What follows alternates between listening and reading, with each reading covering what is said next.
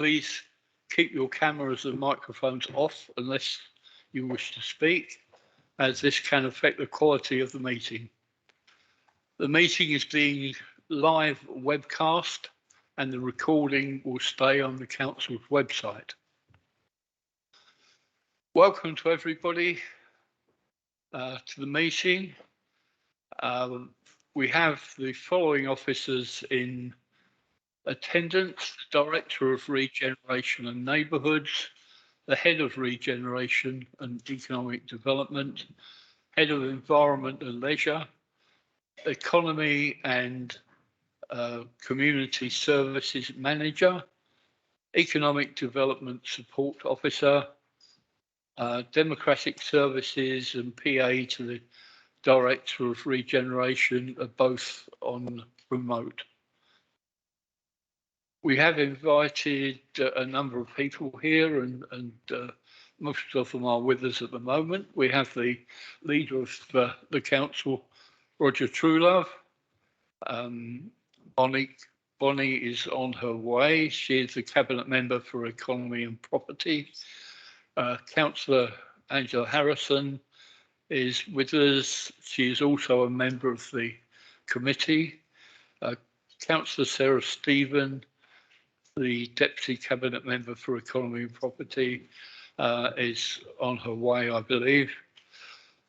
We have also with us our two county councillors, Councillor Andy Booth and Councillor Cameron Beard, who is also a member of the committee.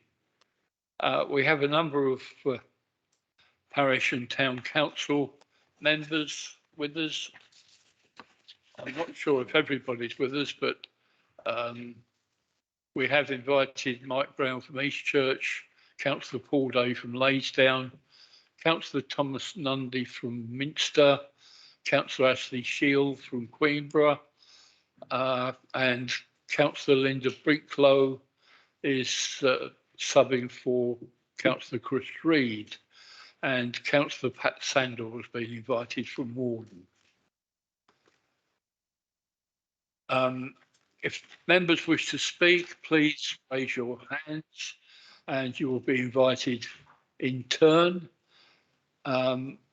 If you do speak, please state your name and organisation that you represent, if any. And likewise on the remote, please raise the hand icon or note in the comment in the IM. The evacuation procedure in case of fire is through the doors indicated, the one you came in and also one at this end, and leave the building as quickly as possible and assemble in the car park in front of the building, please.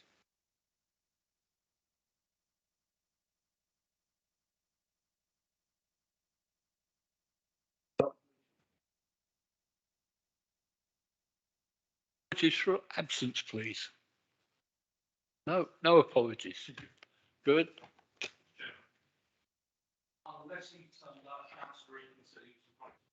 Okay, thank you very much. He's online. Do we have any? Yeah, Councillor Eakins on. All right. Councillor Eakins online. Okay. Item 3, are there any declarations of interest? It's very difficult tonight. There's so many things to be covered. The main item for the evening is the Borough Council's Levelling Up Fund bid. It is purely about Sheerness. A number of proposals have been put forward so far from the council, but what we're after this evening are ideas or thoughts from you.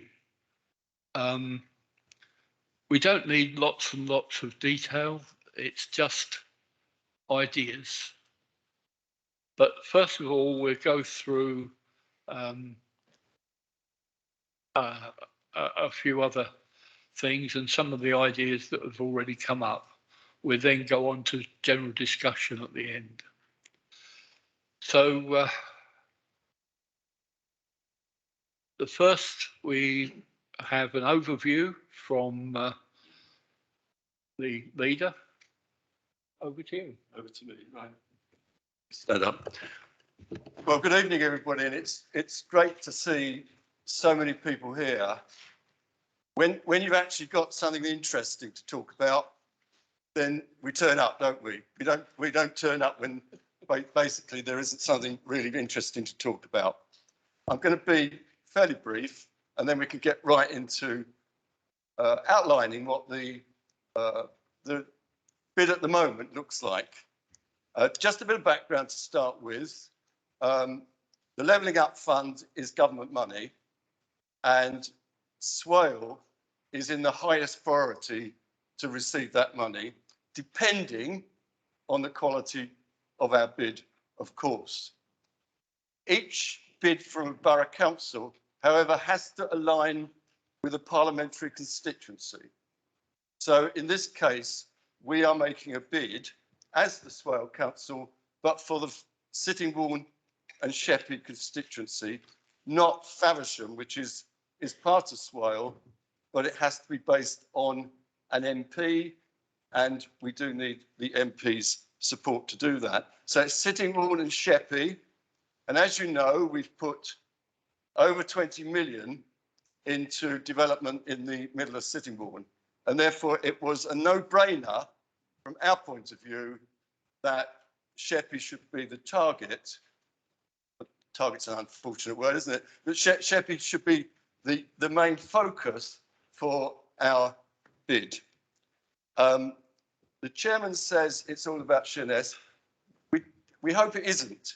We hope that whatever development we make in Sheerness, and if it's along the seafront, it still benefits the whole town, but it actually benefits the island. If it stimulates more economic activity, if it stimulates future investment, then we intend that it does benefit the whole island. It is a bid for 20 million. We don't necessarily get all that 20 million, and 20 million doesn't go quite as far as we would perhaps hope that it would. And therefore, as I see it, if we're successful with this bid, that should be the start of a momentum for investment over the next decade. So that if you're coming forward with ideas that don't fit exactly into the framework of what we've done so far, that doesn't mean they won't be appropriate, because I think following on from this, as I said, if we are successful, then one would hope that other ideas could stimulate further growth and further development on the island that reflects the community view. If we're successful, members can read from the notes, we have to make a bid fairly soon. If we're successful, we're expected to deliver by 2025. So this isn't a tomorrow thing. This is looking forward over the next few years. And as I said, we need to look forward the whole decade for improvement on the Isle of Sheppey. What you've got is the framework. We want you to give us ideas. Time has been tight, so we did have to produce something to be talked about. We couldn't just come with a blank sheet of paper. The last point I'd make is 20 million. We desperately want that to come into the Isle of Sheppey. Success is round about 40 to 50% if we base it on other people's bids and how successful they were. So we want to make the very best bid we can. And a really important part of the bid is that it does have community support. So we really do want us as a council, county councillors, the MPs on our side, and just we discuss things with him and he supports what we're saying, and we could do with the press supporting us as well as it can. So that's the start to the meeting. Others will give you far more detail, and we appreciate your coming, and we appreciate your feeding back. And please feed anything through to people who've been giving me stuff this evening. Please feed stuff through to us. I've had conversations with individuals as much as I can in Sheerness, and you know, we hope it's a useful evening for you. Thanks so much. Thank you. Can I ask Joanne to set the scene, please? Thank you very much, Chair. Can I have the slides on screen, please? What I would like to do is just very briefly set the scene as to around what the Levelling Up Fund is. If you've had a chance to read the consultation pack, this will be familiar to you. If you haven't yet had a chance, hopefully I can bring you up to speed quite rapidly. So the Levelling Up Fund is a 4.8 billion UK-wide infrastructure fund. And infrastructure means building and improving physical things like roads, workspaces, parks and health facilities. So it doesn't cover things like subsidised bus routes, for example, but anything that's built, it can cover. As the leader mentioned, there are 3 priority categories and Swale is in band 1, which gives us a weighted advantage to our business case. We need to deliver projects by March 2025, so that is a constraint we need to be aware of. And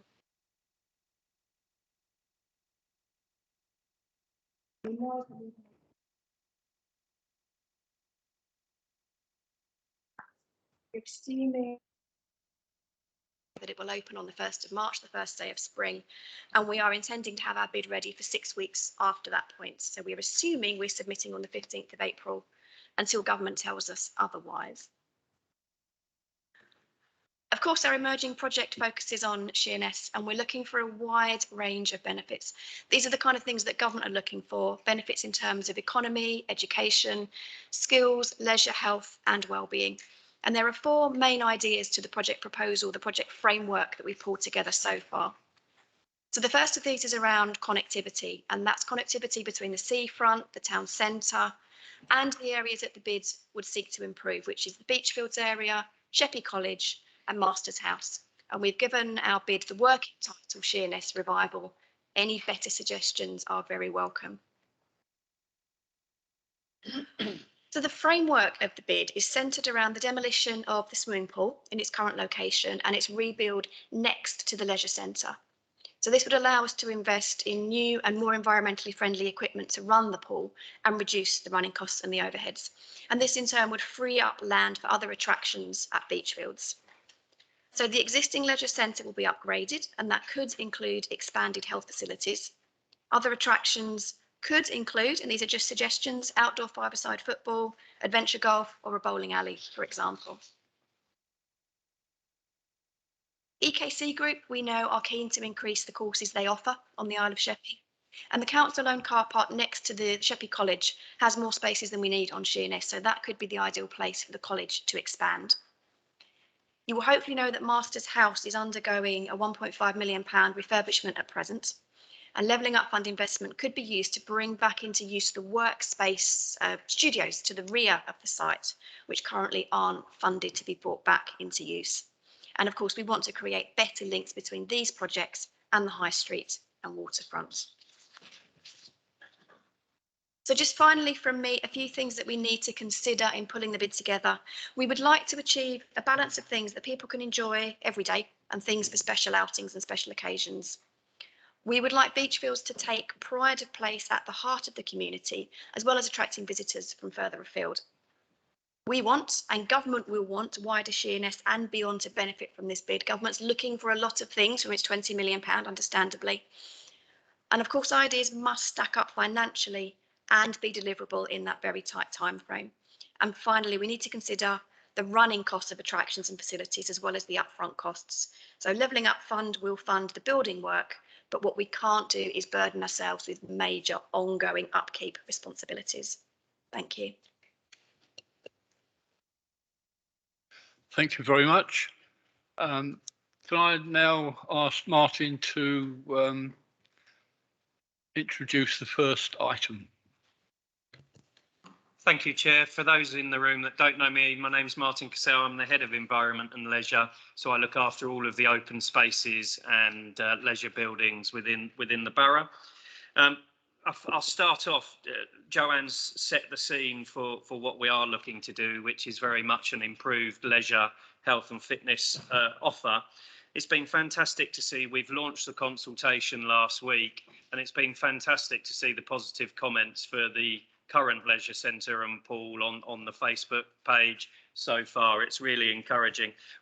Some of our partners are here tonight, Swale Community Leisure and Sheppey Matters in those buildings. It's great to work with them to make the best that we can of the current facilities.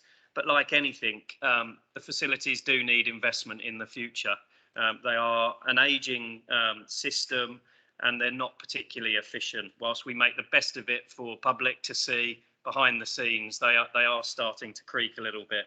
Fixing an old system is often not as effective as starting with a new one, hence why we're talking about lifting the pool and putting it on the existing dry side building. Not only will that bring financial benefits in terms of its operation, it will bring brilliant environmental benefits. So by having a more efficient plant system, using less energy, using fewer chemicals, it will be a much better environment for residents and visitors to enjoy. I've been given the simple question of what would you like to see in that building? I think it's written in the question as the leisure centre, but we can't forget that also within that building footprint is the Healthy Living Centre run by Sheppey Matters. And so when I talk about what would you like to see in that building, it's not just about sports facilities, it's about what health activities you would like to see in that building as well. And at that point, I'm happy to open to questions from the floor. Does anybody wish to ask any questions or put forward any ideas? Right at the back, I can't see. Ah, Ray.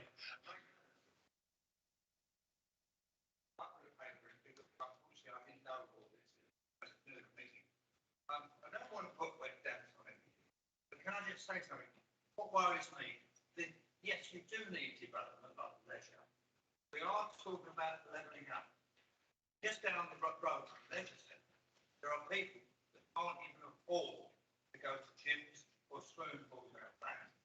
I'll give you an example. There was a project running there for young people 2 years ago. And I recommended that they done certain things. They wanted to charge young people £2 for 2 hours of sport. Price, nobody's done that, the project ain't go ahead. I'm charging 50 pence a night for a youth centre. And I've even got a system which I can't tell you about, it's a little bit secret, where we can get people in that youth centre for nothing without anybody knowing they're not paying. But the young people just haven't got the money. So it's great to have these gyms around the island, but are we levelling up for people that haven't got anything? Or we're just levelling up as a place compared with other parts of the country? That is the question I would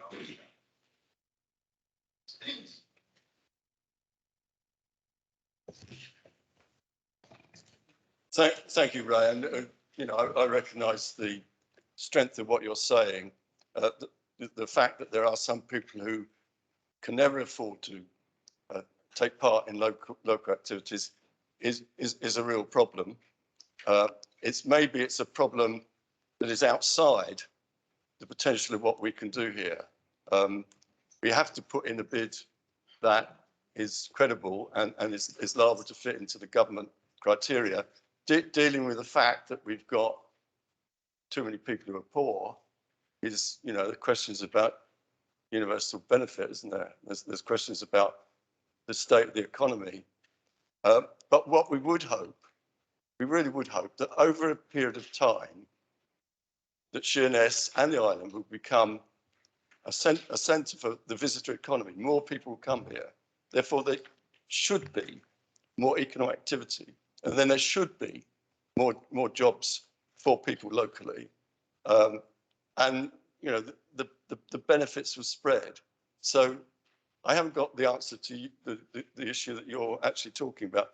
We couldn't put a bid in that supported what you're saying that would actually get this kind of funding, because this funding is specifically for economic growth activities, if you like, and for the community to have more assets.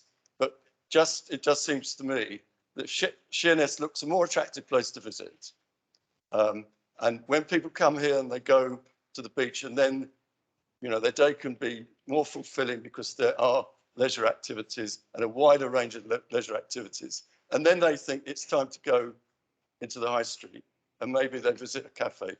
Generally speaking, you get some economic uplift, and you'd hope that, the issues that you're talking about would be satisfied. Okay, thanks. Thank you.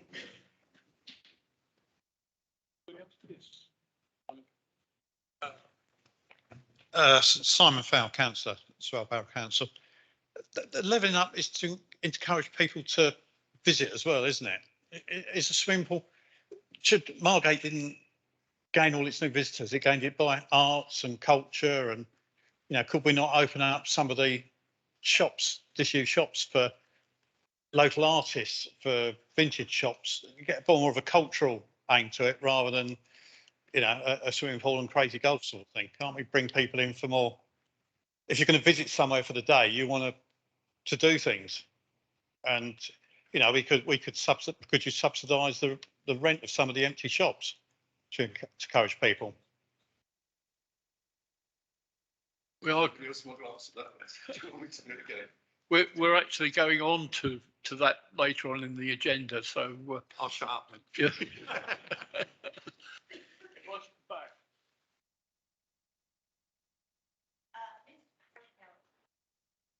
You're talking about having levelling up. So I say that people not being able to afford facilities, we've got a massive big facility and nothing ever used on there. That is part of it. It needs to be dredged along the canal. We just had a bridge put in there that's cost, I don't know how much, because historically we've got it wrong. It's an ancient monument and there is absolutely nothing there. Now, it needs to be properly managed, and it would be one that wouldn't cost expensive amount. You can open up the whole of the front, along from the seafront. You can have tourist accommodation there. It's open to camping and caravans and all sorts along there. It's now connected to the main drains, so that's not a problem. I mean, if you really look at it, in Leeds, in Roundhay Park, they've got a big venue that overlooks their lake, and they're up north. We're supposed to be levelling up. It would fetch in everything that the government is asking for, which is mental, physical, environment, and also pay for itself. Hang on.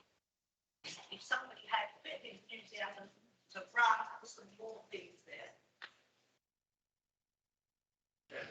Can I remind everybody that we're talking about the swimming pool at the moment?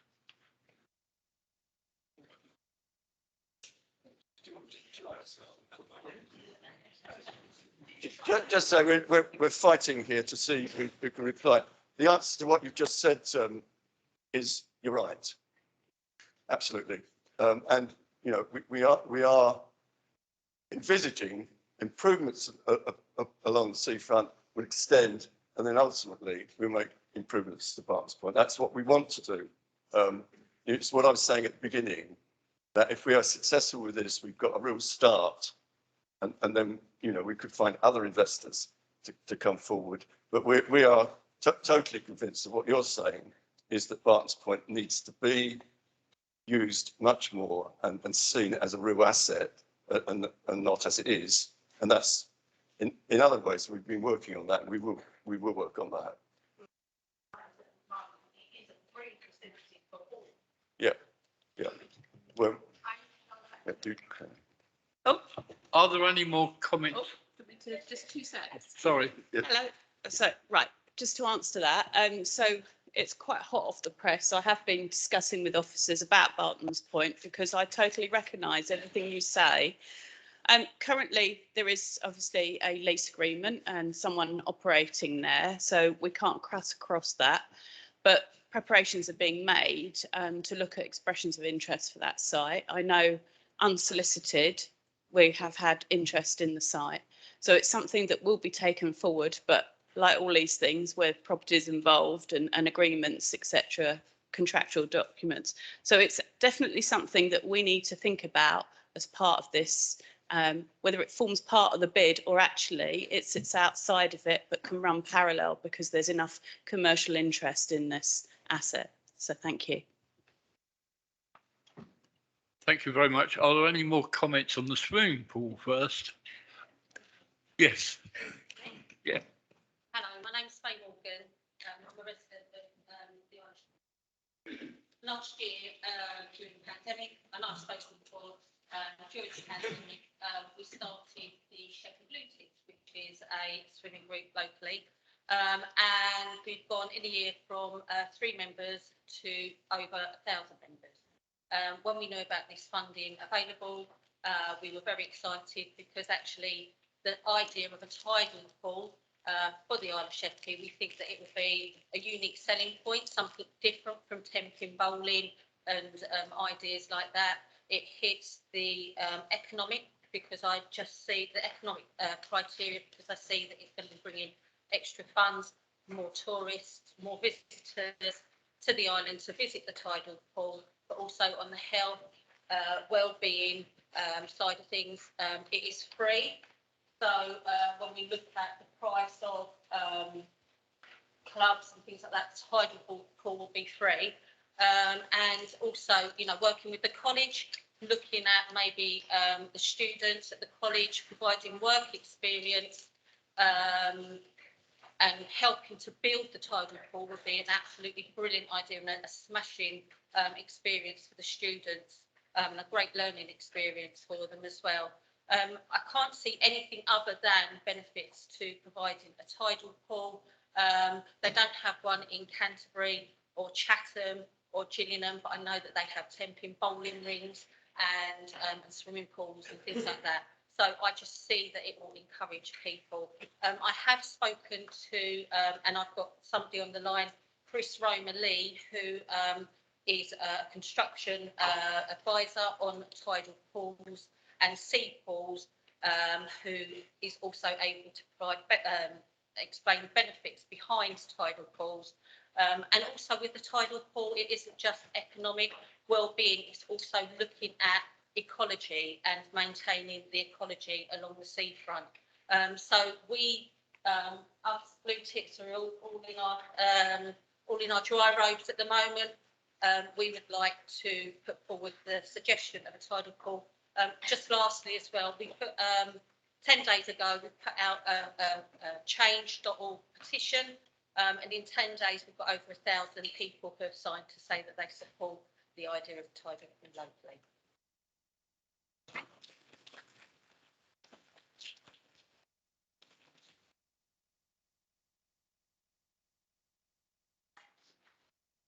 Sorry? Can I add to that? A wild swimmer, and this is something that has exploded during the pandemic. I am associated with the Blue Tips as well. Wild swimming is something that people travel around nationally and do. It's part of their holidays, trips away. They go and find points around the country where they can go and wild swim. It is a massive national community, and it's very fast becoming part of our culture. So if you are looking for something to put Sheppey on the map in terms of tourism, there is a massive opportunity that a tidal pool would bring. So we're talking nationally, as well as there is a huge local community that are involved in wild swimming, whether it's groups like the Blue Tips or independent people who travel around for wild swimming. So just to put that point across as well. Thank you.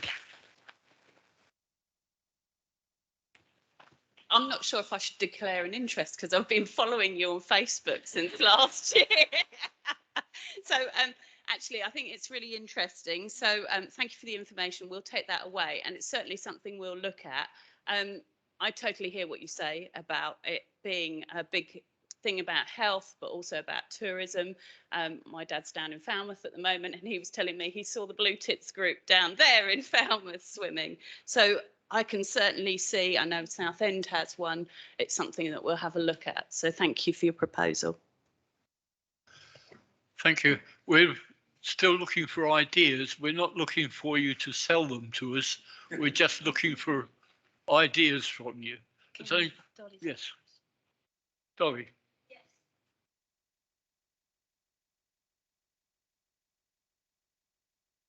I am quite happy to put my ideas forward, same as everybody else, but I would just like to add that obviously it's a once in a lifetime opportunity potentially for Sheerness, and I would ask Swale Borough councillors, I know that you're used to doing public meetings, but these people aren't, and that, I think every one of them here is brilliant for coming out tonight and responding to the call for ideas, whether or not they fit into the agenda or whether they fit into the parameters. That's obviously your job to decide. But I really think that we need to make sure that everybody isn't feeling frustrated or the fact that they've got to fit into the box that Swale needs them to be in tonight. I know you're trying to run consultations, I understand that, but we need to make people feel they can come into public meetings and express themselves. Whether they do it at the right point of the meeting or not, I understand, Chair, it's your job to make sure that happens, but they just need to be applauded for being here tonight, because for every one person that's here, there'll be two people who are too afraid to step through the door and take part. And that's not what any of us want, is it really? Ideas for the swimming pool, because that's obviously what we're on. I would really like to see involvement of the children of our community, having a say in what facilities that pool can offer. And the other idea is that I would like to see Swale Borough Council taking the management group out of Swale Leisure or Sheppey Leisure, whatever that is, because that is not working either. The management of those resources is horrendous. The swimming pool was not kept up to scratch. It isn't enticing for parents, and lots of parents come to me every week saying their swimming pool lessons are cancelled and they're not even refunded. And there's no right of reply in Serco's current contract for that. And I'd like to see a fresh approach for the fact that you are listening to the Sheerness residents. We want those facilities to be usable, and we want them dictated to what is needed there by our families and by our children. And the schools, I know, would be really encouraged if you reached out to them to help facilitate that in some way. And that was from, not my idea, that was from one of the teachers at Westminster Primary. Okay. Thank you for that. I've got an agenda which will cover everything that everybody wants to say. We're still talking about the swimming pool. Yes, right at the back. Oh, Matt, yeah. One thing that concerns me is the question's sort of slightly loaded, because it presumes that the decision's been made that this bid, if successful, would refurbish the leisure centre. And if not, are we to assume that that refurbishment and new build will go ahead regardless of the bid? Because otherwise the question doesn't make sense. We're talking about making a bid for funding and what we want to include within that bid. It's got no other relevance to anything else whatsoever. Right, it's just that the question actually asks, what would you like to see inside the new swimming pool building refurbished leisure centre, which presumably says that it's going to happen regardless. It doesn't say. No, it's asking you what you want to see in the swimming pool. Right. If we're successful in getting if it's successful. Yeah. Right, okay. Martin. Sorry, I think it was Mr. Brown. I didn't write it down properly.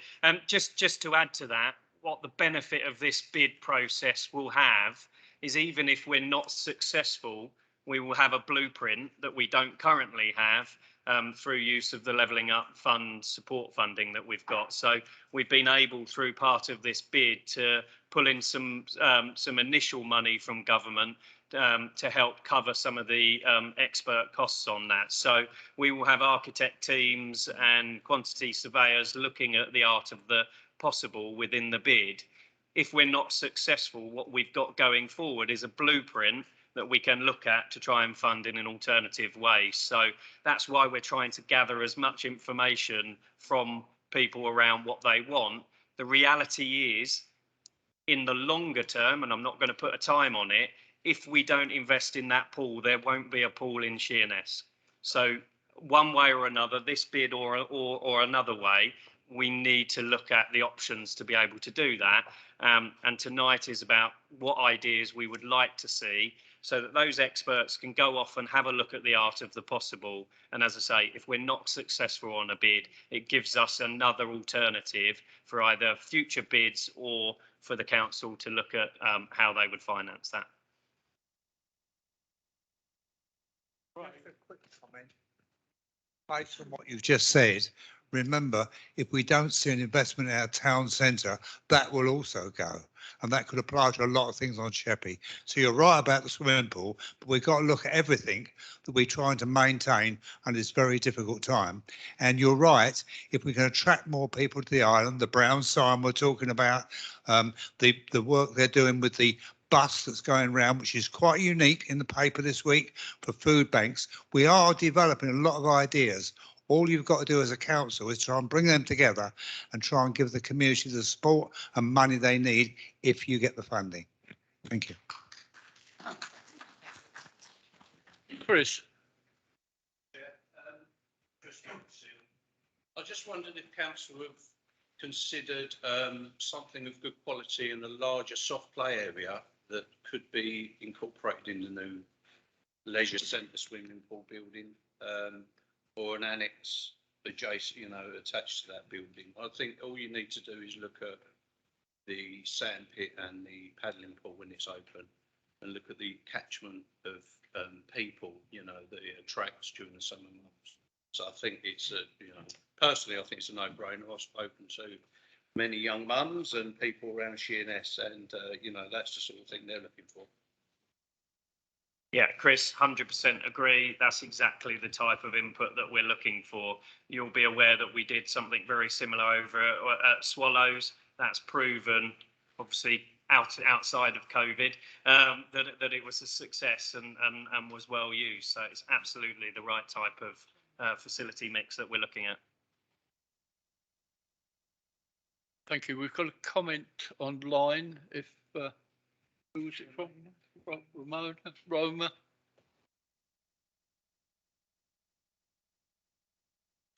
Hi there. Can you hear me? Yes. Hi there. I was simply just going to support the cause for the tidal pool, but maybe the moment's gone. Okay. Thank you. Is there anybody else? No. Okay. Right at the back on the. Thank you. Ken West from Minster. I wasn't aware that the swimming pool per se needed to be rebuilt, and if it does, then I hope it is. I'm not very keen on the idea of a tidal pool, and I'll tell you for why.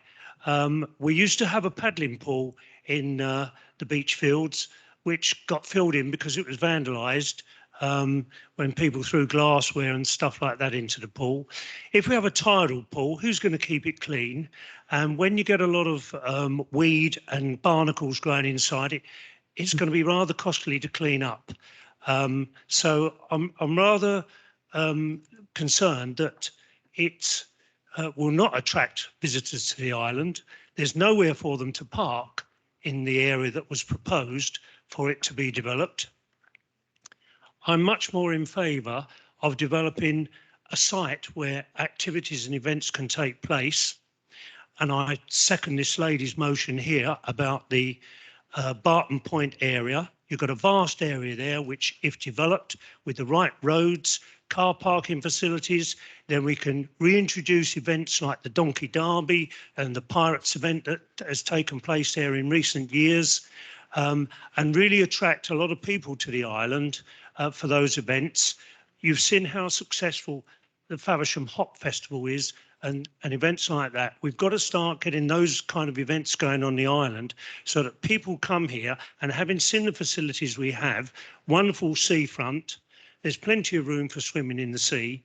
So that's why I don't think a tidal pool would attract anything like the same kind of numbers. Thank you, Chair.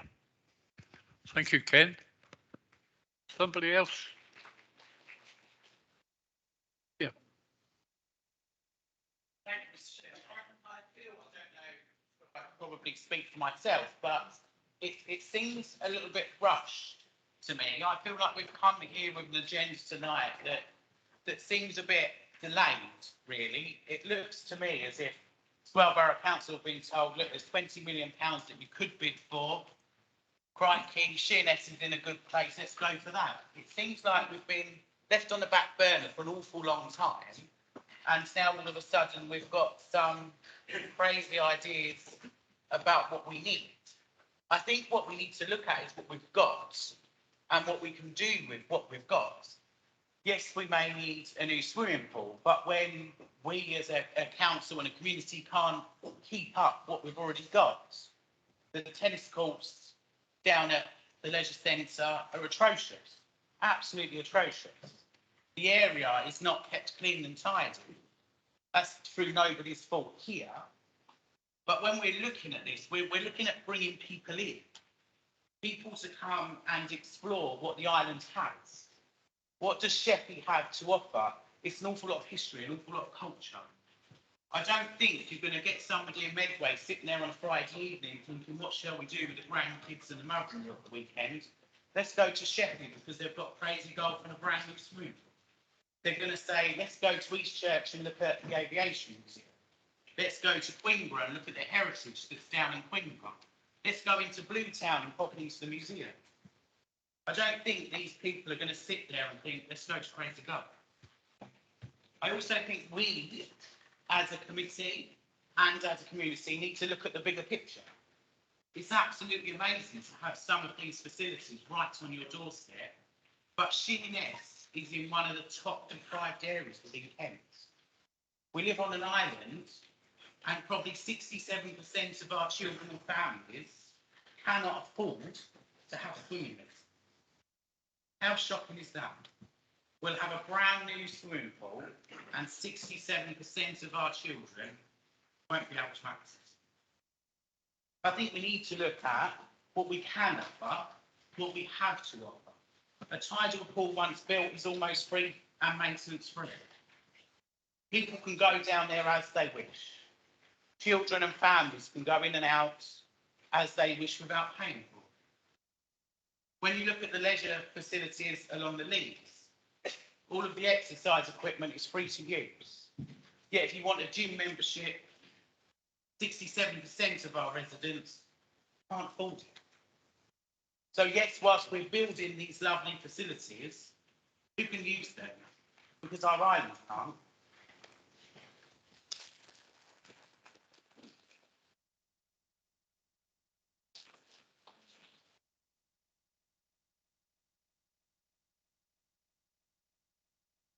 Yes, thanks for that, and I feel your passion. Just on rushed, maybe it is rushed. When you're applying for government money, that's how it always is. You know, we'd have liked to have had 2 years to think about this. We don't, and therefore, you know, we've come forward with proposals. We're asking you to fill in some of the detail, if you like. And you know, if we just talk about the swimming pool, we're getting a very warped idea about what we're trying to do. We're trying to improve the whole seafront and beach fields. I don't actually agree with you about that won't come for Crazy Golf. There's Crazy Golf being put in lots of places around Kent, and they're extremely popular, and they're extremely good for developing good relationships between parents and children because it's something that they can do together. We are talking about five-a-side football I really don't think we would argue that young people do not want to play five-a-side football. The point is, at the moment, it looks depressing. With new facilities, it becomes more attractive. And, you know, I just disagree with you. I think people in Gillingham, Rainham, Maidstone, whatever, who think, where should we go today? There are some people who want to go to the Turner Gallery, but that's not everybody. And quite a lot of people, what we want is them to come to Sheerness, go on the beach, then think there's something else we can do. And as I said earlier, and then they think we might go and look in the high street. And we do want to see high street improvement. Somebody said, Ray said about the town centre. Well, you know, we are working on that. We have spent money trying to improve the appearance of the high street. We are doing the clock tower. We are doing Master's House. So there are a number of aspects of the town centre that are coming forward.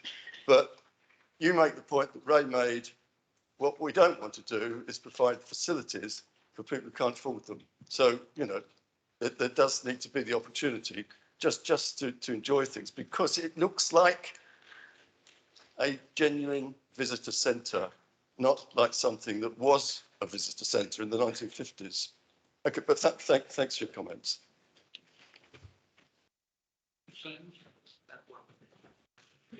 I think I just wanted to touch on the affordability as well, because it's a point that is really well made. We do have a good percentage of the population that are accessing these facilities, and I think what facilities like this are for those that can afford to pay.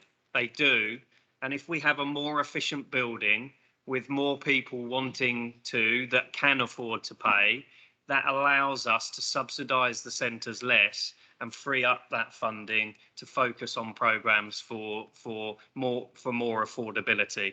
It's exactly what Sheppey Matters remit and Swale Community Leisure remit is about operating the core facilities, but using them as a platform to develop these more accessible activities. And there are examples across both of those trusts that are operating these buildings that offer those facilities in the same way that Ray and his fantastic efforts at the youth centre do as well. It's about providing variety for everybody, and it's okay for facilities to charge if the people are prepared to pay for it. It brings other opportunities for those that can't. So that's why we're looking at it. And if they can come along and visit Eastchurch Memorial Museum, it might be raining. What do they want to do? They might want to then change their plans and do something. We want facilities that any day of the week, any weather, are there to continue to attract people to the island.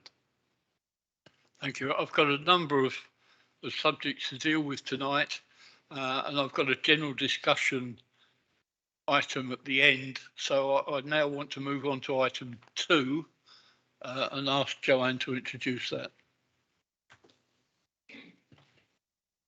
Thank you, Chair. Thank you very much. The question that I have the pleasure of introducing, we've touched on, and to a degree the questions will overlap, but my question is around what would you like to see in the wider Beachfields footprint?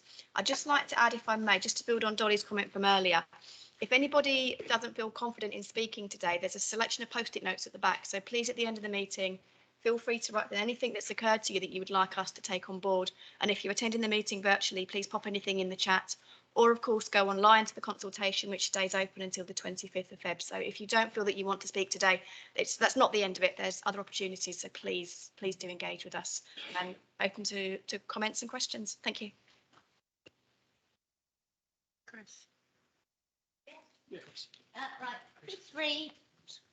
Hello, thanks. Chris Reid, Sheerness Town Council, Sheerness Town Team, Big Fish Arts and Rose Cottage of Curiosities. I have a little list. I have been banging on for several years about the problem at Neptune Terrace. In a couple of days, I managed to get a petition with 6 or 7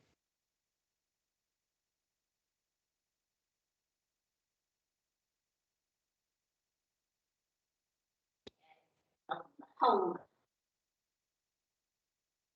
go to work, can go to school, can go shopping all the way along the seafront. I think everybody knows the steps I'm talking about.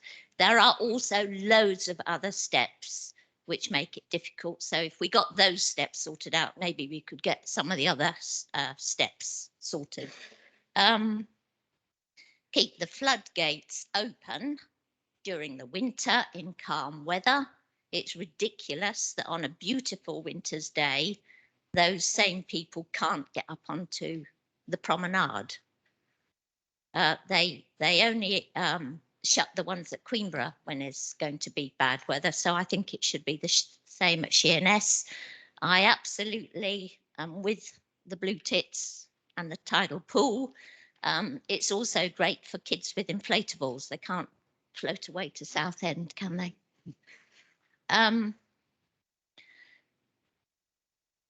And now this one is perhaps a bit more controversial. By the seawall near the Catholic Church, there is a part where the grass behind it and the promenade in front of it is more or less level. And I was thinking it would be great to build some beach huts and kiosks into the seawall with floodgates, actual doors. So that you could have like ice cream kiosks and tea kiosks. I mean, this is one of the really big problems with Sheerness. There is such a big division between the town and the beach. And I think that's what stops the tourism. So that would be one way of getting around it. With Simon Fowle, I would suggest taking over a large empty shop in Sheerness for art and craft workshops, pop-up shops. You could use the old Tesco's, you could use the Bon Marche, which is now empty, to lead an arts regeneration, revival of Sheerness, to make some history boards, which would be mobile, so that every time there's an empty shop, you could put history boards in the windows rather than looking at just blank glass. Improved cycle paths for the whole of the island. Encourage a bike hire scheme, especially along the promenade, and so that you can get into town. And improved facilities at Barton's Point. I also have a few others which aren't to do with money. 20 is plenty speed limit for the whole of the island, for the whole of Sheerness, traffic-free High Street and Broadway, markets in the High Street, and then the other one, which is maybe a bit different, is to put bus stops in the Trinity car park near, just behind the Master's house, so that it would take the buses out of the town. They could come in one entrance and out of the other, and people could go through the little alleyway by the co-op, catch their bus, put some bus shelters there. And that's my list. I hope you've written it all down. Thank you for that. I seem to be in a different place to everybody else. I heard a question about what you'd like to see in beach fields. That's the question I'm putting to you now. Is there anything that you would like to see in beach fields?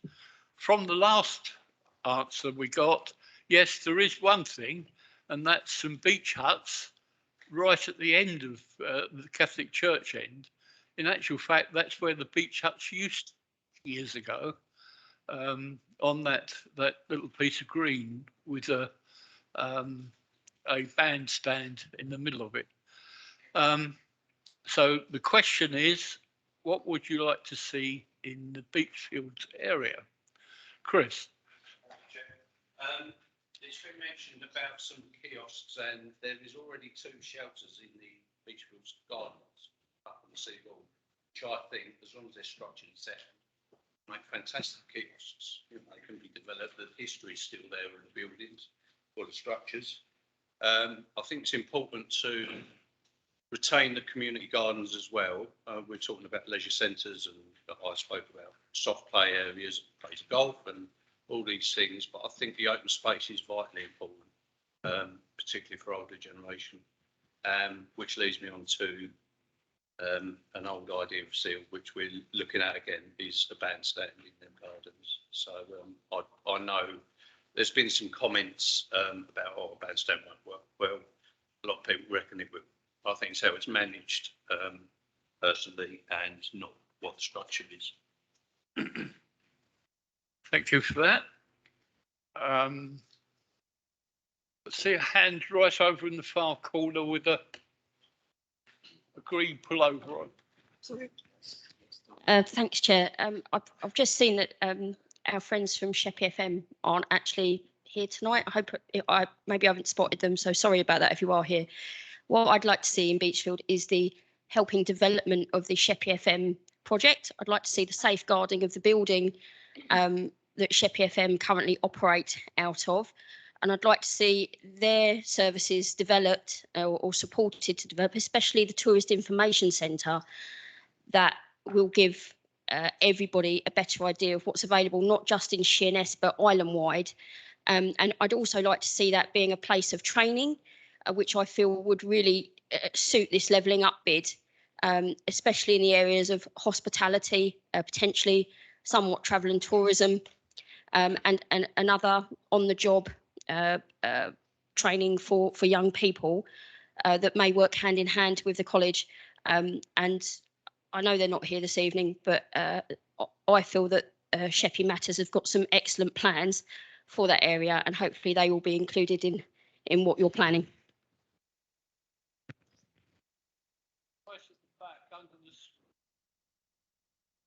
Sorry.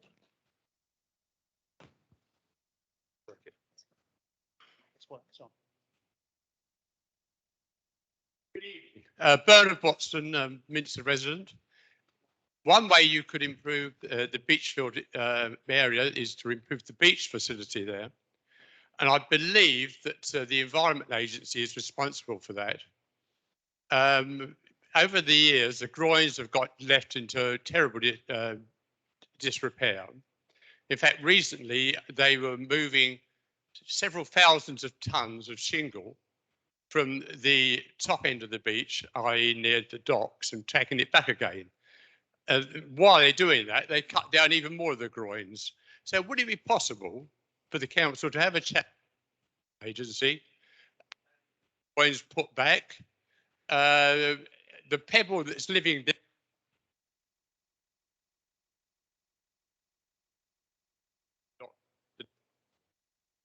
now, that be possible? 20 million, will it?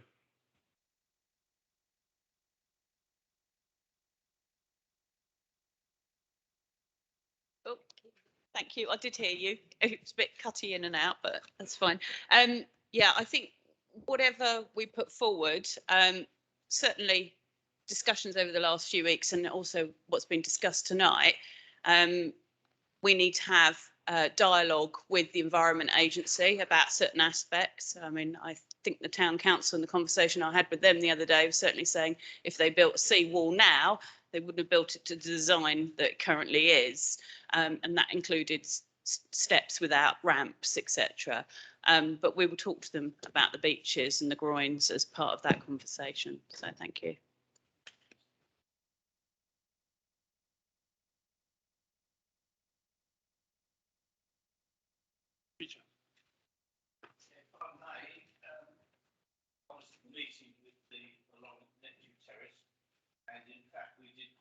The Environment Agency representatives, and I suggested that the basic problem is the longshore drift. We've lost all the beaches, and you have to put groins in. It's established, you know, almost throughout the world, but you don't have to use imported hardwood because the bottom boards don't get worn. It's only the top board that does, and that could be European oak. The rest of it can be Douglas fir, and that's done in different parts of the country. It costs an awful lot less, and of course it isn't doing destruction in the rainforests and things like that. So that they said it costs £1,000 a metre, which frankly is nonsense. I'll tell them that. Well, I certainly will. Thank you. Is there anything anybody would like to see on the beach fields? Where? Thank you, Chair. Stuart Hunter, member of the Sheppey Blue Text and Marine Parade resident. When you talk about the beach fields footprint and encouraging greater footfall of the island, we've got lots of seaside potential there with fantastic sea views and nothing along the promenade. And you look at other coastal towns, primarily, you know, for myself, the likes of Tankerton, Whitstable, that have got facilities with a nice sea view, somewhere that you can sit and either have a cup of tea, something to eat, an alcoholic drink, whatever, and actually enjoy that sea view. There was nothing there that incorporates the view that we've got out into the estuary and out into the sea. So everything you're looking at, is that footprint going to include the actual seafront itself, the actual front, to maximise that sea view and use it as a selling point, the sort of the more inland areas. And again, we're not maximising that sea view that's there for everybody. And that is a massive selling point for us, I think, because we've got fantastic sea views all the way along there.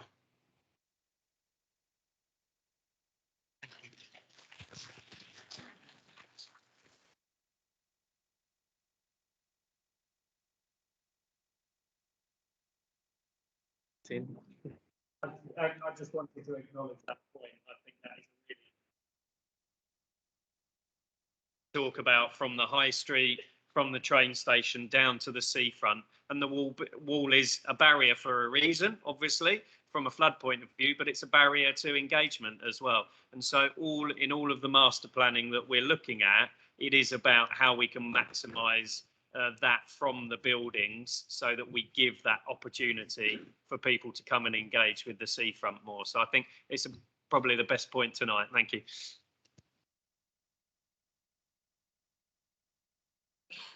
Yeah.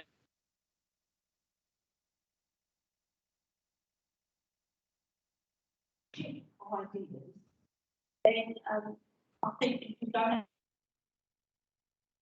and thinking about turning some of that over to sand volleyball pits, because that's now even an Olympic sport, and then we've got no facilities like that at all. Thank you. That was a good idea, just as we want them. Right? Yeah, there is an ongoing thing. Well, I say ongoing, it's finished now. The young people on the island made a very good video with ITV to put a case for a better skate park. That it's called Fixers, I think, still on there, as you can see. You had the chairman of the Swallow Council there, and unfortunately the gentleman who died were very interested in what's doing. We never got that. Cinnamon got one. There's no problem with Simple one, but your point is, I've always made this point, only the older young people that do BMX and that can travel on the train and go to other skate parks. The younger people have to do it on the island. We've got one at Queenborough, but that one in Sheerness has only got a ramp. It needs to be revamped, to use the word, and that may be part of your project for young people.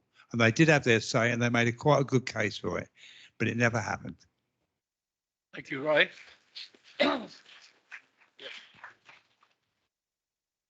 Good evening, everyone. My name's Neil West. I'm a member of the Sheppey Pirates. I think the problem with Sheerness, if you want to attract people, the problem is Sheerness just isn't attractive. And I agree with the gentleman down the front in the grey jumper that the Beachfields area needs to be turned into a visitor attraction. And we're running around here thinking about small things like improving the swimming pool and knocking down a couple of buildings and moving them around. And that whole area needs a complete revamp. I would actually move the sports centre out of that to another location.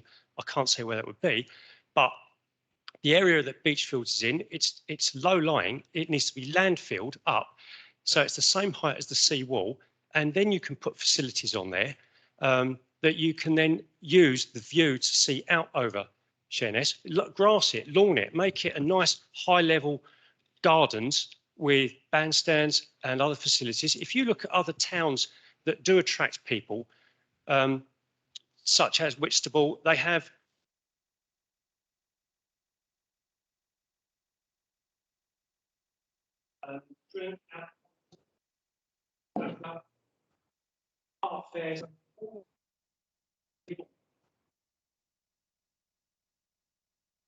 with Tesco's in the big car park at the top of Beach Street. There is some parking there. There's also the railway station there. The emphasis should move to that end of the town, and it would increase connectivity between the town centre and the actual beach, just opening up that way through. I mean, it's already a road up. Beach Street goes up there. The gentleman at the front is quite right. I think the whole thing needs to be raised up and start again from scratch and use the money wisely to invest in a bigger project that will improve the outlook for the whole place. Thank you. Thank you very much for that. Cameron? Yeah, thank you, Chairman.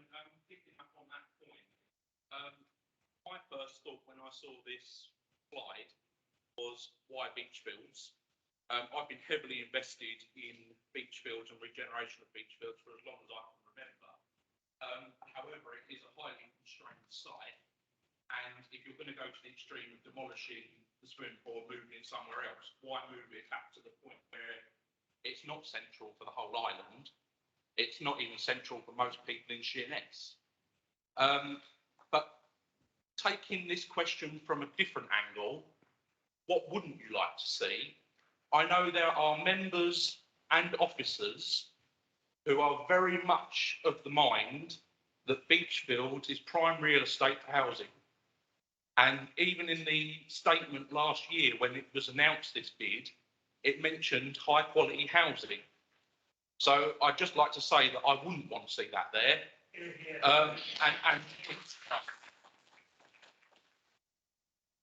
And if it is the intention to free up land by moving the swimming pool, that will then be classed as a brownfield site, and I can see where this is going.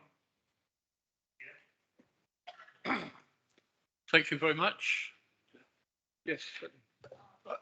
Well, you can come in. I think, Councillor, you are flying a kite that doesn't actually exist. It's not part of the bid at all to consider a housing development. Sorry?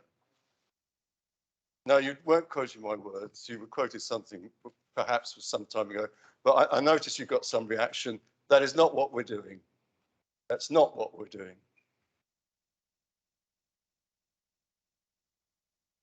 Okay, thank you. We'll move on to the next subject, which we're running over time.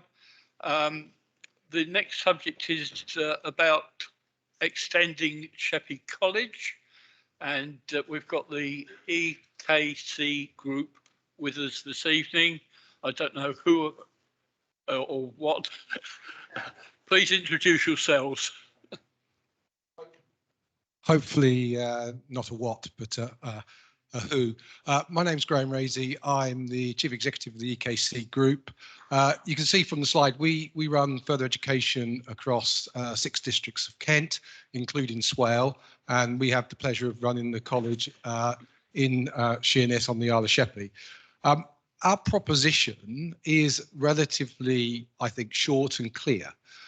We believe that to improve the life chances of young people, access to high quality technical education is a way to improve their opportunities and to allow adults who want to retrain the chance to, I don't like the term level up, but the opportunity to be able to do some of the things that you've been talking about that people haven't been able to have the means to do.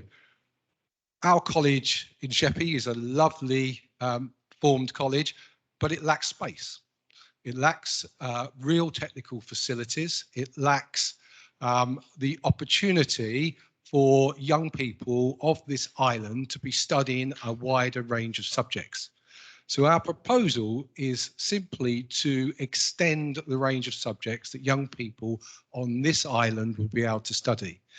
At this point in time, if you want to go and study technical education in certain subjects, you have to travel to Canterbury or to Gillingham in Medway or further afield to areas like Ashford or Maidstone. Our proposition is keeping our young people on the island, integrating their opportunity with the employment of the island so that the employers and local businesses get young people trained for their businesses of the future. And we believe that that will improve their life chances and improve their opportunities for the long time to come, hopefully bringing Sheerness up to where we all want it to be. So we have proposed areas such as engineering, which is a big industry, and also the creative and digital industries. But we are very open. I heard the word hospitality mentioned by someone earlier.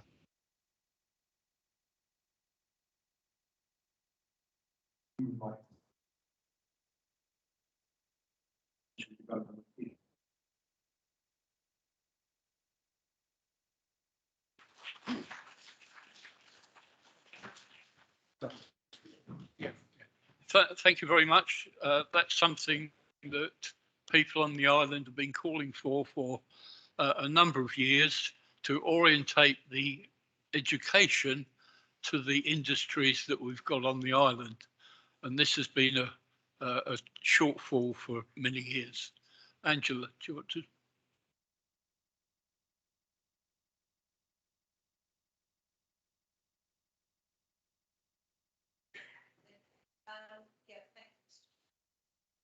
I got up to speak because having been here a councillor for a number of years, I do remember other funds. I remember, I think you do too, the SRB fund, which gave us the foyer, and then the SRB fund, which gave us the college across the road. And what great ideas we had for them all working together and improving the skills of young people so that the jobs that were vacant on the island could be filled by children on the island. And what seems to have happened with every time we get something on the Isle of Sheppey, it's that's mine, that's mine. And what this particular bid is about is ours. How can we all work together to achieve the things that we know are wrong? We've been told for God knows how many years we're a no skill, low skill economy on the Isle of Sheppey. Yes, but what are we doing about increasing those skills? Some years ago, there was I wasn't on it to be fair, but there was a business education committee, Swell Business Education Council or whatever, where the businesses were supposed to talk to the educators and say, these are the skills that we will be needing coming through. What are you doing about putting the courses on to get people up to scratch? But it just seems to have been talking shops. And for so many years, we've had talking shops on this island that have actually achieved nothing for our people. And at long last, we're looking at joining the bits together and saying, well, there's this and this and this, and together they can make a real difference to the people on the island now and in the future. I wholeheartedly support EKG, was it EKG, being part of this bid, because, you know, at long last, I think we will work together and achieve things, because on our own, you know, that's my bit of money. I'm having that bit of money for, that's what we've had over very, very many years, as you well know. And I will just say one other thing. Ashley said earlier, this is a bit rushed. I can remember last year, the paper castigating the council because with 8 weeks notice, they haven't shoved a bid in on round one. And I think the leader said at the time, we have nothing oven ready. There is nothing oven ready. If, hopefully not, this does not succeed, but there will be an oven ready one on the shelf. And for people's information, there is an oven ready one on the shelf for Barton's Point, which the council X number of years ago spent money on a consultant to say, what can we achieve at Barton's Point? And good money, my money, your money was spent on that consultant's report, and it went on the shelf. And 20 odd years later, I've asked for it to come on, because the idea was none of us have got mega money, but we can nibble away and do bits and pieces. But no, what we'd rather do is let's have another consultant's report to go on the shelf. Well, this time this isn't a consultant's report. This is something that we can all get behind. Yes, there's details that, you know, some of the things that have been put forward tonight, I think, yeah, that's a great idea. And I could never afford, when we were growing up, to go to the swimming pool. We just couldn't afford it. We used to press our noses against that glass window at the top and see all those people who could afford to go swimming in the pool. We learnt to swim in the sea. So, you know, it is great that we're providing facilities for people for the future, but even greater that we're looking at skills and education that is sadly needed on this island. And hopefully together we can make a difference going forward. Thank you, Mr. Chairman.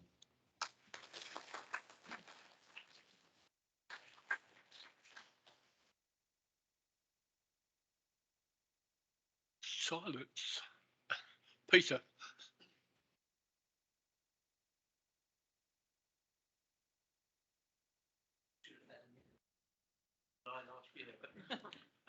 Yeah, I totally agree. Absolutely.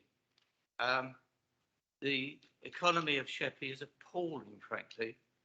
Low skill, non-employed, you know, it's not always their fault. And I think this expansion of the technical college, I think will be fantastic. I would like to see also, and I have been banging on for a long time, for if we have another school, that should be oriented around science, mathematics, technical skills, and I'm sure we would then have a population. It's because years ago the trend is decided that nothing like that was important, but we all have to earn a living. So I think it's a fantastic idea to expand the college, and I think we ought to give that 100% support. Thank you. Thank you, Peter. Anybody else? Cameron. Yeah, please, Mr. Chairman, a question of clarity, because I couldn't quite work out.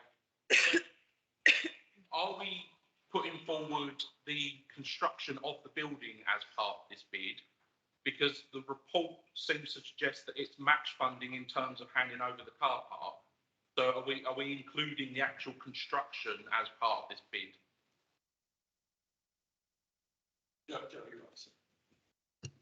Thank you. Yes, very simple answer. Yes, we would be. That would form part of the bid. And hopefully for an equal quick answer, we've just heard that there's no consultants, but I understand we're currently tendering for a consultant to write the report for us. Yeah, thank you.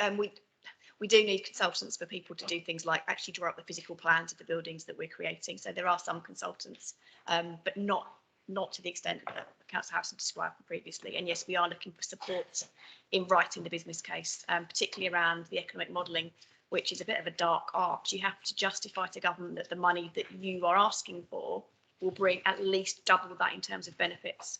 And there's formulae for how you calculate the health benefits and how you calculate the benefits of advanced skills and new job creation. So we're looking for support in doing that because we don't have the skills in-house to give government that proof that the economic case stacks up. Thank you. Thank you. I get the feeling that everybody supports the this educational proposal. So we'll move on to the next item.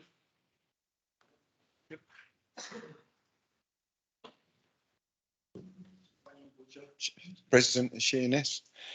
Although I support the idea of extending the college, it's not Sheerness the wrong place to extend it. If we're extending in Beachfields, we're doing away with 2 car parks there, unless you're going to have a few. You're going to do away with a car park when you extend the college. Although you think people should use buses, they're not. They're going to use cars all the time. You're going to use them car parks. If you want people to come to the beach and use it, you want car parks, but you want places for them to park. So is the area the wrong place? Should that not go to Sheppey College? There's loads of land there. They could build there. They could be joined with Sheppey School, with the college up there, the academy, and they could work together. Is that not a better place for it, rather than in there and losing more land at the front? Thank you. That's a good question that can be looked at. We can't answer it this evening, but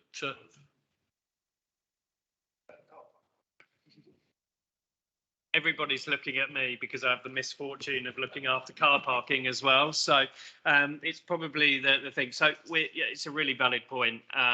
The site at the moment has a good number of parking spaces. They're not efficiently used during the summer season. There's hardly a space down on the seafront car park. For the other 9 months, they sit dormant. So what this plan is looking at is about better spreading that car parking over the course. Now, of course, we've got good car parking provision in Sheerness that supports the high street. What we're saying with the Bridge Street car park is that once we've rejigged the Beachfields master plan, that car park, which only provides 20-30 spaces at the moment, will be surplus to requirements. So it's a great consideration and exactly what we're asking the master planners to look at. Do we want to take up right at the front of the Beachfield site full of car parking, or is that better suited elsewhere on that whole Beachfields footprint? The council has a really unique position. It's the biggest land holding that we have in Sheerness, and it's about, can we make a more efficient use of the space that's there whilst maintaining everything that everyone said, the community gardens, the play area. We know how important the paddling pool is, and we're looking to actually provide a more involved water provision than just the paddling pool in its current closed off area next to the swimming pool. So at the moment, the master planning is exactly that. What can we achieve on that site? We don't want it to all be car parking, but at the moment, looking at the numbers of car parking spaces that we have in Sheerness, there's currently an oversupply, and so we can justify the use of that land at Bridge Street. But we're not getting rid of all of the car parks, just to assure you of that. So if you do build a new swimming pool, which I think personally you shouldn't be doing, because you've built the other swimming pool, and did you keep it up maintenance wise? No. Has anyone walked down the front and seen the state of the swimming pool and the leisure centre since they were built? How much money is spent on maintenance? It's atrocious. You walk past the leisure centre and it looks absolutely filthy. Broken window tiles missing. It looks virtually derelict from the outside. When you build these places, you never provide money for the upkeep. As you said earlier, you want these new places and you want them to be maintenance free. But there's no such thing as maintenance free. All right, you've got to spend money on them. If you're going to build new swimming pools and add on to a leisure centre, are you going to provide money for the upkeep, or are they going to go to rack and ruin as the ones are now? And if you do away with the car parks, all right, people will not go. People from Eastchurch, from Laysdown, from Minster will not go. And it's not saying you've got other car parks in town. Yes, you have, but people are too lazy to walk, aren't they? We all know this. They want to be close and park by and go. That is what happens. I know it's the way of the world. That's it. That's the problem. All right. And everyone, we would like everyone to use buses. It would be nice, but it's not going to ever happen. So you need to have some car parks. And if you cover all the Beachfield, how many car park places will you be providing for the leisure centre and for the swimming pool? Do you know how many? Have you an idea? No, I mean, as I said earlier, we absolutely need to keep car parking. We recognise that.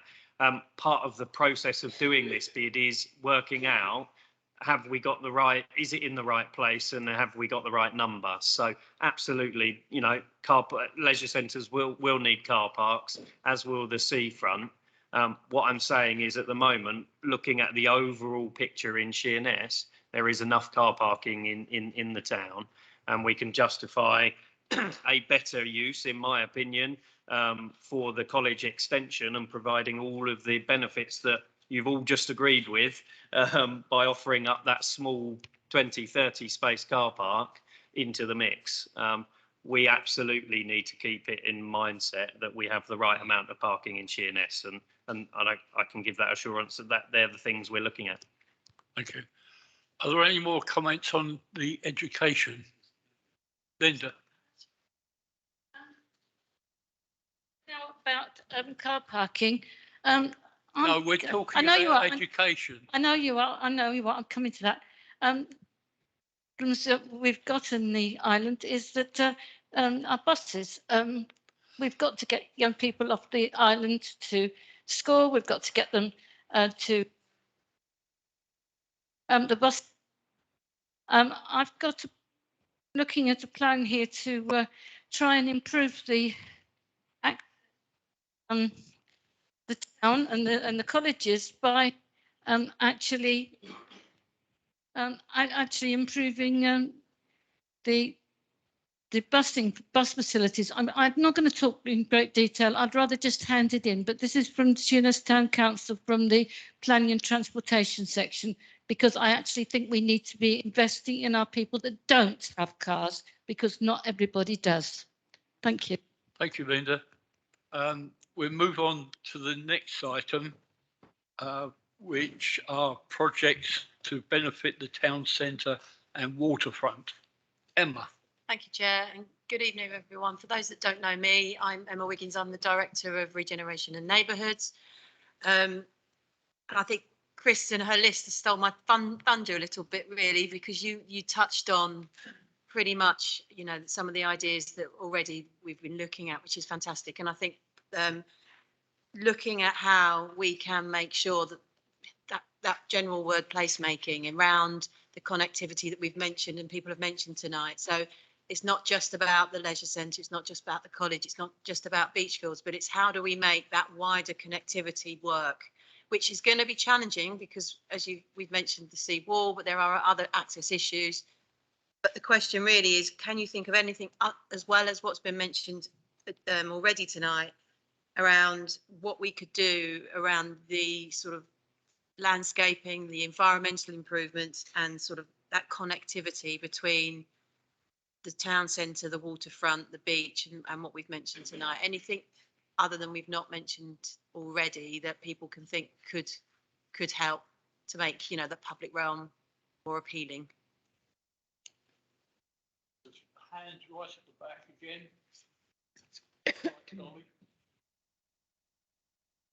Oh, sorry, Chair.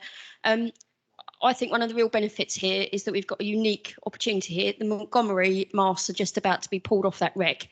I know the contract has already been awarded, and those masts are salvage.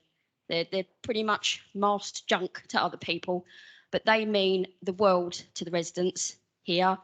They are part of our heritage. They deserve to be on shore and remain on Sheppey. I've had numerous residents come up with art installation ideas, various different places around the island, and we are missing a trick that they should be with us. And maybe it will take a lot of money, maybe it won't, I don't know. But I'd really like to see that considered as a project that would really link our community with its heritage, which is the Monty offshore. Thank you. Thank you, Dolly. The better idea, I feel, is to drop them in the moat. They will be in water where they're supposed to be.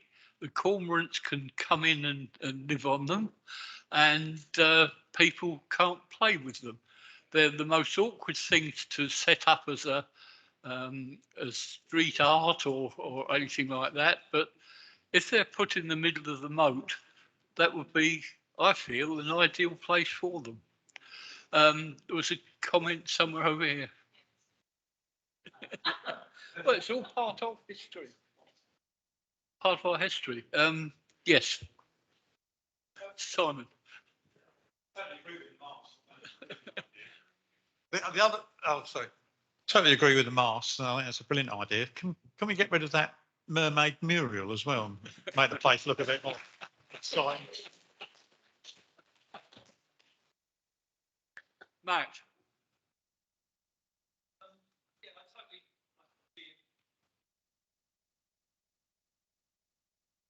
Yeah, I totally agree with the point about expanding the college. I think it's something that's long overdue. Where I struggle is to support our industries. I don't really see where our industries are. But what I do see is we are an island and we have all these natural resources, and we've touched on it tonight with longshore drift. We've got issues with coastal erosion, and what we have got is we've got nature reserves. We've got Barton's Point, which has water quality issues. It's very diverse because each side of the canal you've got brackish water one side, fresh water the other. And what I think we miss is the opportunity for the island to become a coastal studies centre of excellence. That would create a vast range of courses relating to ecology, according to say longshore drift, coastal erosion, etc. And I recently looked at these courses, and I would have had to either travel to Eastbourne or to Canterbury College. Now, are we not missing a trick here? Would that not actually put the island on the map? Would it not satisfy that question, which is how this could benefit the town centre and the waterfront? Because the college could be integral to all of these problems and these projects and work with the Environment Agency. In a way that I don't think expanding or changing the swimming pool would. I think we need to come up with something unique, a unique bid, because otherwise we're not really satisfying the criteria. All we're doing is sustaining, we're not regenerating, we're not rejuvenating, we're not bringing anything new. Thank you very much.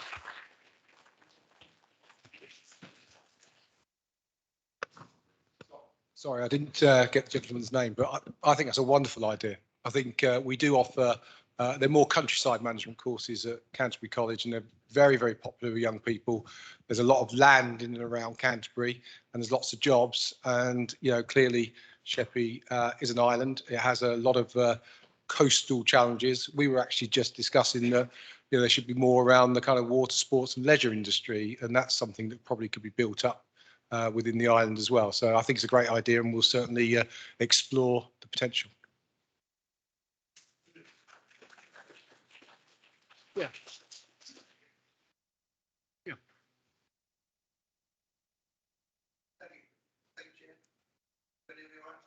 Okay, thank you. I only want to talk about the town centre itself and how you particularly use it at the moment. I'm not against any of the ideas I've heard tonight. I'll go back whatever you want to do, I guarantee it. But I would like to see the town centre separated off the same as your rivals are. Bluewater, Sabre Centre, Maidstone Town Centre. You've got pedestrian areas which vehicles can't get to, and Sheerness ought to start trying to model that as well. And I would like to see architectural arch gates, you know, just the arches across the top. You could have the Broadway entrance, the High Street entrance of the old house. You could have the Rose Street entrance. You can have the Crescent entrance down by the NatWest Bank, and that would create an area that could be controlled pedestrianised. Each of those entrances are next to the car parks, every single one, and you want people to drive to come and use. And your rivals are the Sabre Centre, Bluewater. They drive in, park, come for an entrance, and if each of these entrances have got a name, and hopefully you'd like to see them one day partly covered, so you can get the kids' coats on and everything like this, you know. It becomes meeting points. I'll meet you at this entrance, I'll meet you at that one, you know. So that would get the town matching its rival, and that of course brings in the rest of the island to come and shop here. And I'm guilty of this. I go to Bluewater all the time. I don't drive to Sheerness except to go to Tesco's. Occasionally I might go to Mason. Not particularly keen on Sabre Centre, but that's the way a lot of us live. And I've got to really say I'm one of your enemies, really, in that respect. But I would like to see it generated to match its way its rivals work, and this will bring footfall, and that brings success to a high street. I'd like to see the gateway turned back to a shop, but that's about it. Anyway, that's all I need to say. Thank you. Yes. Thank you for that. I'm listening and I'm scribbling intently, but certainly around all the work we've been doing in the High Street and the clock tower, to my mind, it's this bid, and I've been very clear with officers, to my mind, this is the crucial element, is incorporating the town centre, and it is, that connection, it's growing those businesses that are there, it's enhancing what we already have. You actually have really nice high street area. Now, some of the shop fronts, some are lovely and some are not so lovely. But I think is that thought about actually could something like a slow traffic area, could a pedestrian area help that connectivity? And that's what I'm kind of looking to hear, if there's that interest and support. So thank you for that. Thank you. I want to declare anything you're doing or been doing so far. Thank you. No, I appreciate that. Ray, right at the back. I think listening to everything that's been said tonight, my advice to the council is obviously, you know, there are more issues around than we've got money. Is it possible that you can also look for other bids so we can do something with this and maybe fund other areas of the island with other bids? Because we've got lots of bright ideas, but we ain't got a lot of money. Yep. That point's taken. Yeah. So yeah, I'd just like to pick up on that because certainly through, like I've just said, through the high streets work, I have now frequent conversations. So once a month or once every couple of months, I'm meeting the town council, same in Faversham.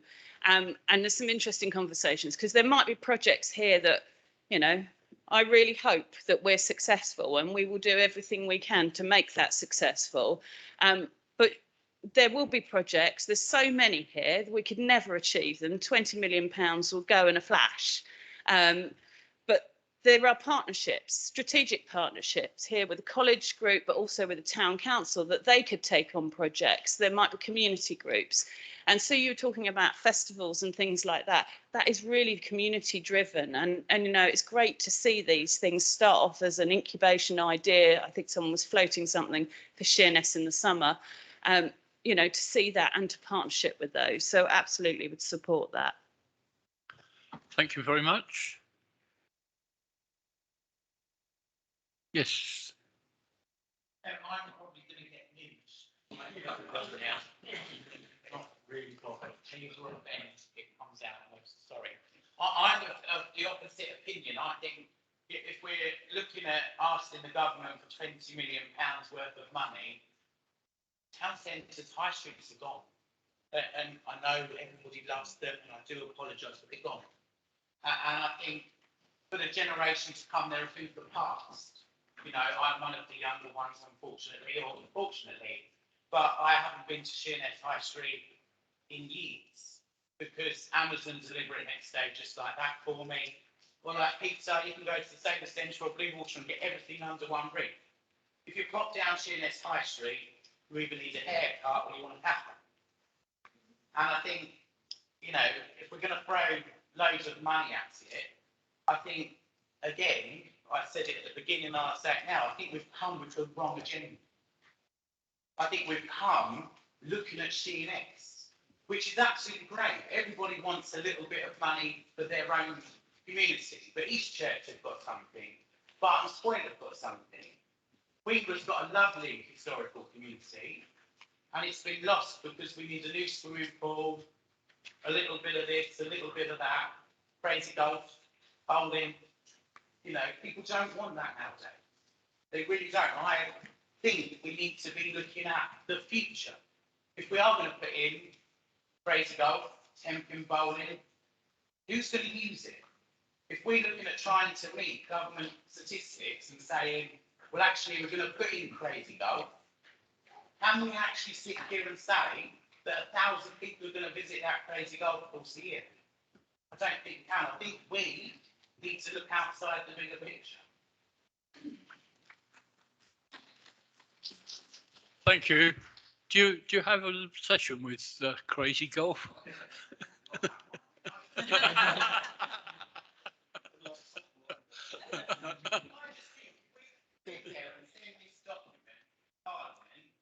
say, give us £20 million of the taxpayers' money. What Prime Minister, what government official is going to sit there and look at that? Let's give them £20 million. Let's have a 10-pin bowling down in Sheppey. You know, I just really don't see it. I think we've got such a culture and history on this island, and it's not been mentioned in this vision whatsoever. Absolutely whatsoever. Unless you're going to build the crazy golf course or the temporary bowling out the last one and company, there's been no history or heritage mentioned in this bid whatsoever. It's what we've best done. It's what we've got. Okay. No reinventing the wheel when it's in front of us. Okay. Somebody back there. Yes. Hello, my name's Jeannie Milburn. I'm not from the island. I'm from Newington, but I come to the island regularly because I swim. Now, what I've listened to all your worthy causes, and you've got one thing that most of the towns in Kent haven't got, and that's you've got a beach. You know, and you need to be making the most of your beach. When I go on holiday, I go to the beach. Not every holiday, but the majority of families go for a beach holiday. So people that I swim with come from Maidstone, Dartford, Gravesend, Paddockwood. None of these places have got a beach. You have a beach. You need to be making the most of your beach. One thing I've noted, and I'm all in favour of the tidal pool, that's right up there. But one of the other things is access to your beach. I can get to Minster and disabled people can get to Minster because you've got a lovely ramp and it's brilliant and the beach front looks pretty. I can't get easily, especially when the floodgates are shut, to Beachfields or Sheerness. And if you've ever tried those steps, which I do about 4 times a week, from the Ship on the Shore pub, I take my life in my hands when I go up those. They are so steep, they frighten me. And there's just too many steps. You need ramps, you need proper disabled access, you need somewhere, you don't need another swimming pool. There's a swimming pool in Sittingbourne, there's a swimming pool in Maidstone, there's a swimming pool in the Medway towns. Every town's got a swimming pool, what they haven't got is a beach. So please, if you just do one thing, pretty up your beach and make it accessible for everybody so all the families can come and enjoy your beach. And the only thing that stops thousands of people coming all the time is the fact that the tide's quite often wrong. Now, you can't do anything about the tide. And if it's 6 o'clock in the morning and 6 o'clock at night, nobody's going to come during the day because the tide's out. But if you've got a tidal pool, then people are going to come, and they're going to come most days, especially in the summer holidays, to use your tidal pool and use your beach. Thank you.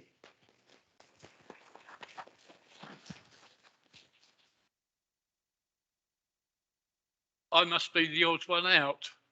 I was born near on the edge of Beachfields, and I live a few hundred yards away from the sea, and I've never been swimming in the sea.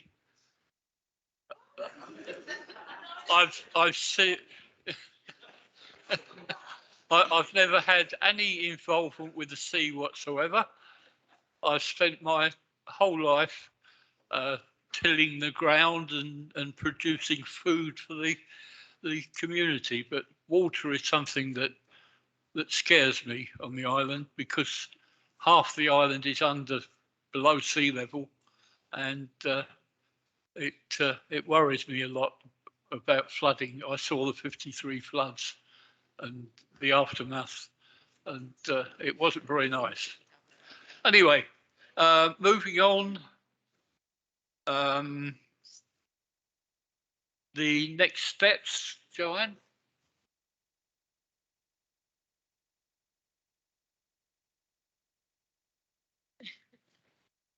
And I'm just going to mirror what Jeannie's already said. I also travel from off the island.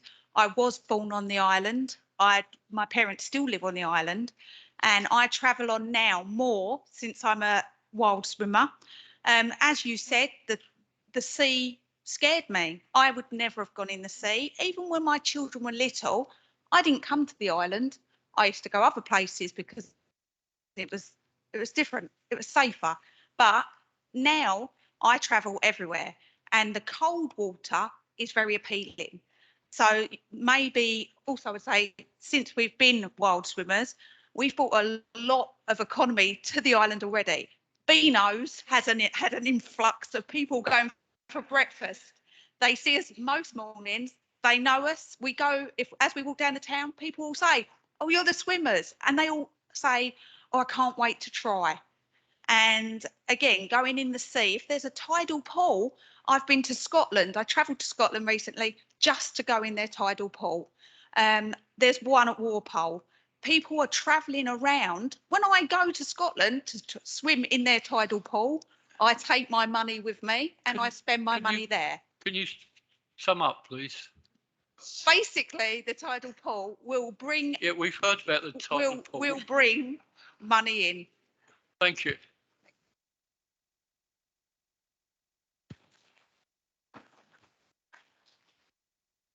Bill.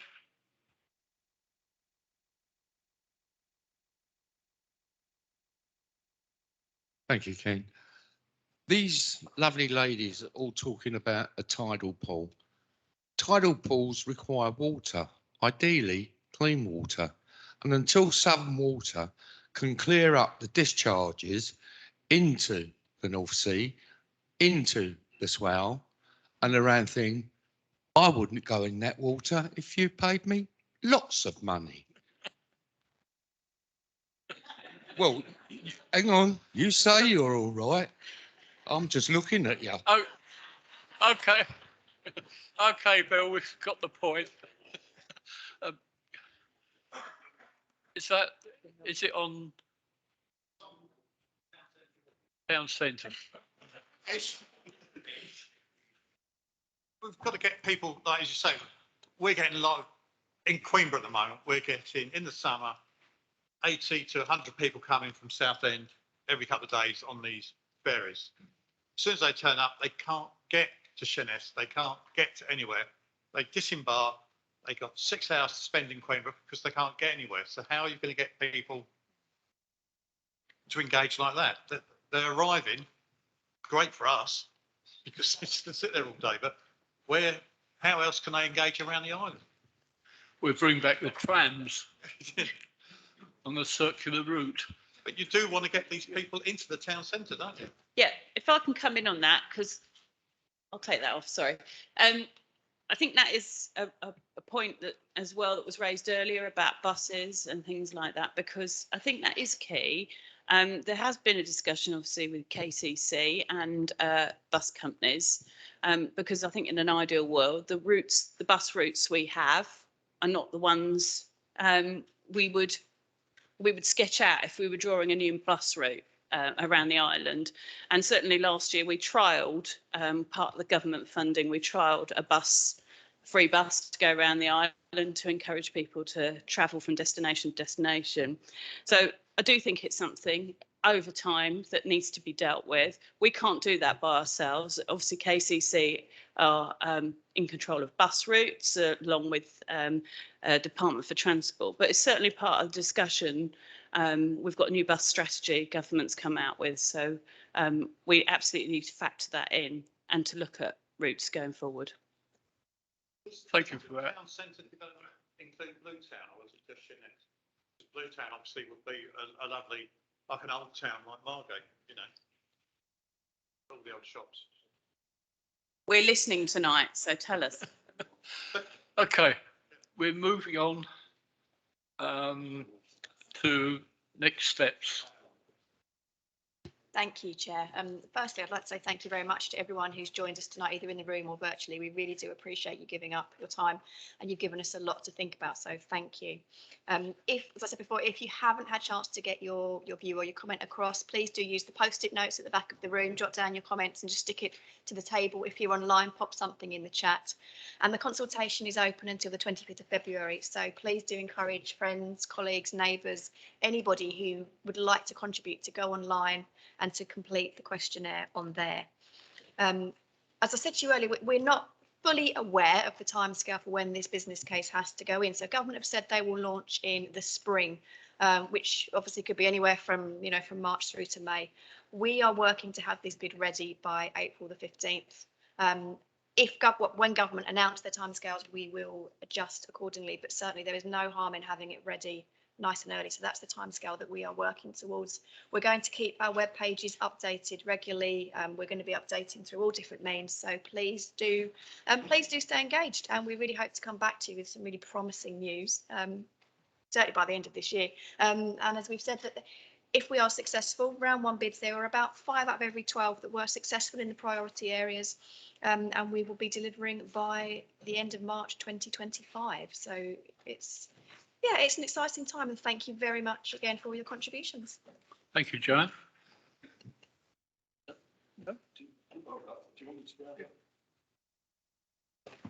Okay, to repeat what Joe says, we do really appreciate so many people coming this evening and providing us with lots of good ideas, and clearly we will listen. Questions have been asked about location. We have to be practical. And the first assumption was that it would be Sittingbourne because it's the largest town in Sittingbourne Sheppey. We're quite determined it should be Sheerness. Members sort of say Eastchurch or Queenborough. I think if we put a bid that was around Queenborough or Eastchurch, we would not be successful. So we have to consider the practicalities of. Okay.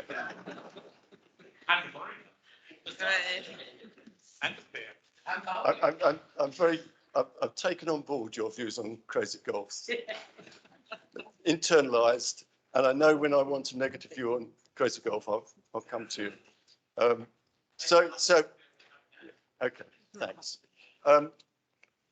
Clearly, what I hear is some degree of scepticism about the value of the swimming pool. But it's not just about swimming pool. It's not just a leisure centre.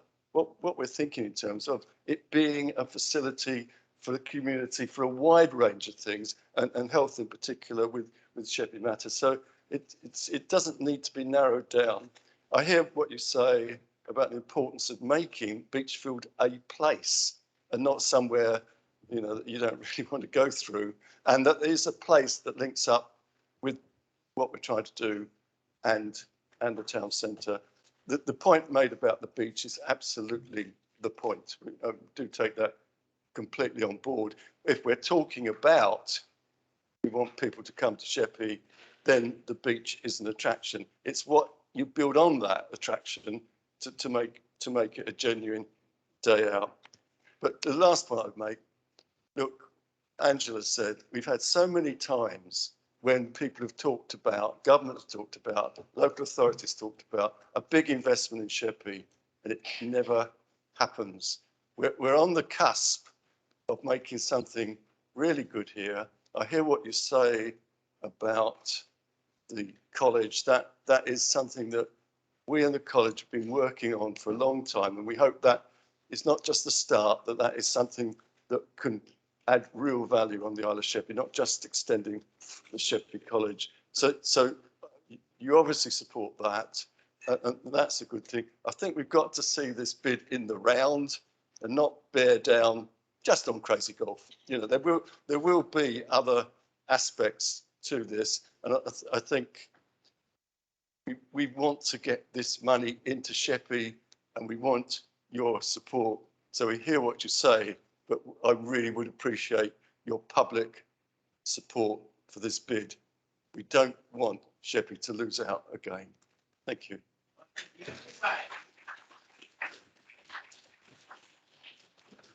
Thank you very much for that.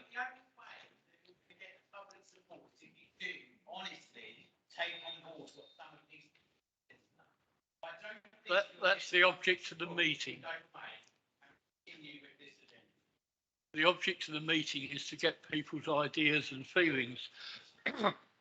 From 60 years ago, when the dockyard shut, the island virtually closed down, and we haven't really got over that yet. We've had a few more issues along the way, but we need to start getting our act together and get back to what the island, or what Sheerness used to be before the dockyard shut. and people had lots to do and lots of education on the island, and most of the people on the island enjoyed themselves and stayed here because they did like the island. So thank you very much for coming. Don't forget, you can still put ideas forward, and the council officers will be pleased to receive them. Then they can put something together which might win us some money to go forward with. Thank you very much for coming.